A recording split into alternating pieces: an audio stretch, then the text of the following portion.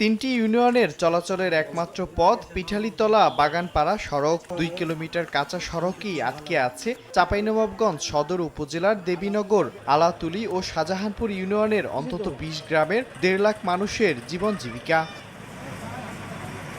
মরা নদীতে সেতু ও কাদামাটির কাঁচা সড়কের কারণে উন্নয়ন বঞ্চিত ভারতীয় সীমান্ত ঘেঁষা পদ্মা নদীর তীরবর্তী এলাকার বাসিন্দারা। 5 মিনিটের পথ পাড়ি দিতে সময় ব্যয় হয় 40 থেকে 45 মিনিট। সবচেয়ে বেশি ভোগান্তিতে প্রসূতি নারী ও রোগীরা। চিকিৎসার অভাবে গত কয়েক বছরে অন্তত 20 জন প্রসূতি নারী ও সাপে কাটা রোগীর মৃত্যু হয়েছে।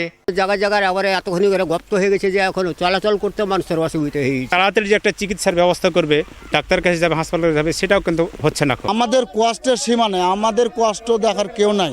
এসব গ্রামে অন্তত 5টি প্রাথমিক বিদ্যালয়, 2টি মাদ্রাসা, 2টি উচ্চ মাধ্যমিক বিদ্যালয় রয়েছে। তবে সড়ক ও সেতুর অভাবে শিক্ষার্থী ঝরে পড়ার ঘটনা ঘটছে অহরহ। যাতায়াত ব্যবস্থা না থাকায় উৎপাদিত পণ্য বিক্রি করতে হয় কম দামে।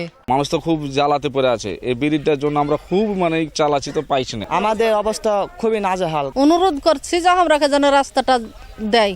জনদুর্ভোগ লাঘবে সড়ক ও সেতু নির্মাণের পরিকল্পনা গ্রহণ করা হয়েছে দাবি এলজিইডি ও স্থানীয় প্রশাসনের। 80 মিটার ব্রিজ সংযোগ সড়ক সহ একটা সেতু প্রস্তাবনা করা আছে। সেটা ডিপিপি প্রণয়নের মাধ্যমে আমরা ডিজাইন ভেটিংয়ের মাধ্যমে আমরা সেটা ভবিষ্যতে বাস্তবায়ন করার পরিকল্পনা রয়েছে। রাস্তাটি আইডিভুক্ত করে গ্যাজেট প্রকাশের কার্যক্রম এলজিইডি থেকে চলছে এবং এটি গ্যাজেটভুক্ত হলে খুব শীঘ্রই সেখানে একটি ব্রিজ সহ রাস্তাটি পাকাকরণের কাজ শুরু হবে। 3টি ইউনিয়নের 20টি গ্রামের প্রায় 1.5 লাখ মানুষ পিঠালীতলা ও বাগানপাড়া সড়কটি ব্যবহার করে।